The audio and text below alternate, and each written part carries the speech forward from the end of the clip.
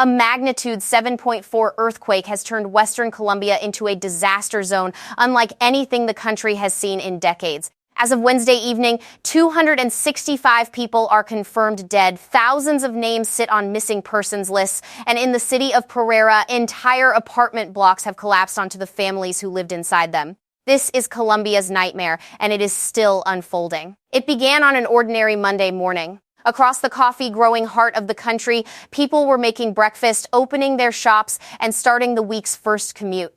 At exactly 7:34 local time, the ground beneath them began to move, gently at first, and then with a violence that most Colombians alive today have never experienced.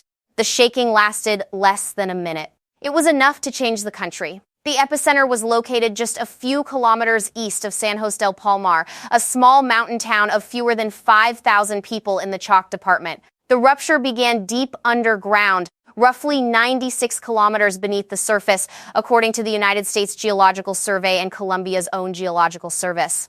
Initial readings briefly placed the magnitude lower before being revised upward to 7.4, and the Huskies issued an orange alert, a warning that significant casualties were likely. It was the most powerful earthquake recorded in Colombia in more than a decade, and some officials are already calling it the strongest in a century. The shaking did not stay in the mountains. Within seconds, the tremor was racing across the country. Millions of people felt it in Bogotá, in Medellín, in cities across the border in Ecuador and Venezuela. Car alarms and building sirens erupted across the capital as office workers poured into the streets in their pajamas and business suits, some carrying children, some carrying nothing at all.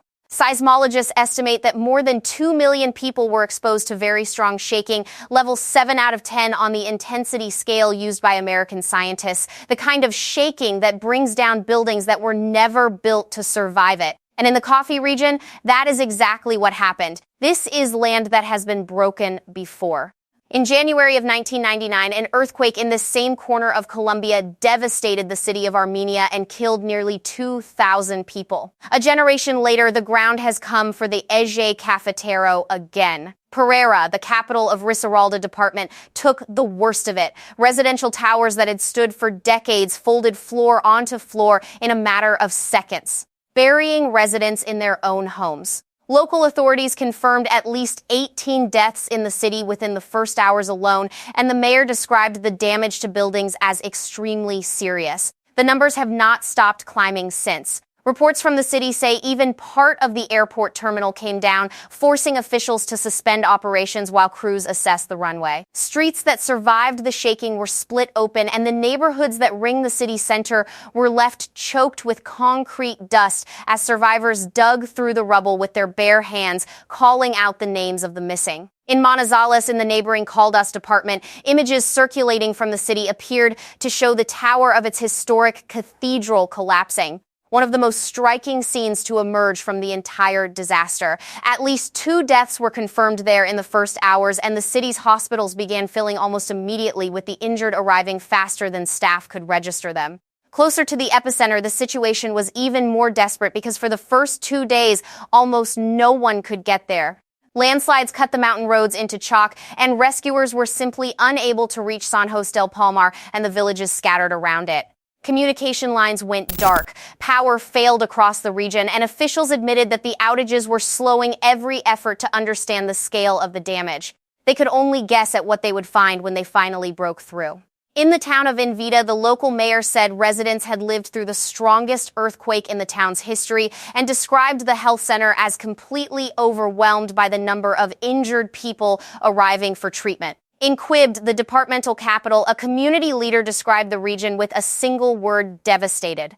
But it is Cali, Colombia's third largest city, home to more than 2 million people, that has become the center of this tragedy. At least 95 of the confirmed deaths have been recorded there, more than in any other city. The mayor reported people trapped inside at least 19 collapsed buildings, with rescue crews concentrated around the flattened apartment blocks of the city's south side, near the Clínica Colombia Health Center. The Army's 3rd Brigade moved in with canine search teams, thermal imaging drones, and heavy cutting equipment, working through the nights under floodlights while families stood behind the cordons, refusing to leave. It was there on Monday that rescuers pulled a baby alive from the rubble after hearing the infant crying somewhere beneath the debris. The crowd of survivors around the site went silent as the crews worked and then erupted as the child was carried out. Moments like that one have been passed from phone to phone across Colombia, small points of light in a very dark week. The death toll tells the story of how this disaster has grown. On Monday, officials spoke of dozens. By nightfall, the count had reached 132.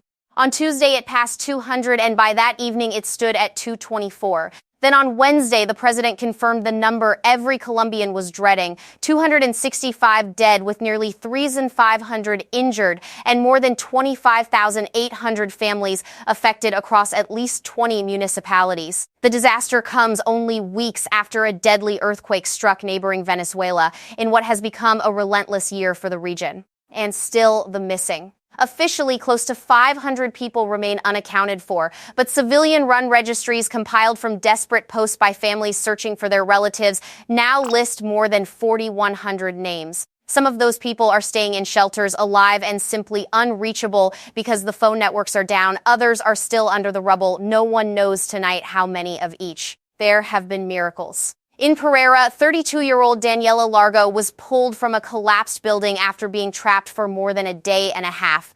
Rescuers spent 12 hours cutting through layers of concrete, passing her water through the gaps, stabilizing her injuries, and finally lifting her free to the sound of applause from the crowd above. Stories like hers are the reason the crews refused to stop digging. But time is running out. The mayor of Cali warned that the next 20 hours are the most critical to find anyone still alive, saying every minute is vital. Rescue officials now say the operation is entering its final phase, the point at which the search for survivors slowly, painfully becomes the recovery of the dead.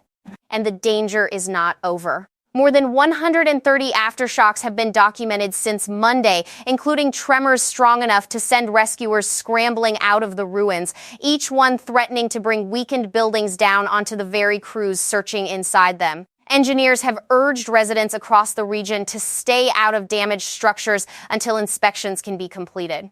And thousands are sleeping outdoors in parks and plazas, too afraid to return home. Colombia's president has declared a national emergency, telling the country that every minute counts in the race to save lives and that the government's efforts are now focused on the disappeared. Help is arriving from around the world. The United States has deployed urban search and rescue teams. Roughly 40 specialists arrived on Wednesday and pledged more than $15 million in assistance. Mexico has flown in 2 military aircraft carrying tons of food with 255 rescue specialists and 20 search dogs standing by for deployment. El Salvador has offered plane loads of aid, and Pope Leo XIV sent a message of solidarity to the Colombian people from Rome. Colombia sits on the Pacific Ring of Fire, the vast horseshoe of colliding tectonic plates that circles the Pacific Ocean and produces most of the world's earthquakes and volcanic eruptions. Off the country's western coast, the Nazca Plate is slowly forcing its way beneath South America, storing up enormous energy in the rock far below the Andes. Scientists have warned for years that Colombia's western mountains were accumulating exactly this kind of strain. On Monday morning, the ground finally released it. Tonight, sports arenas and schools across western Colombia have been converted into shelters for the displaced.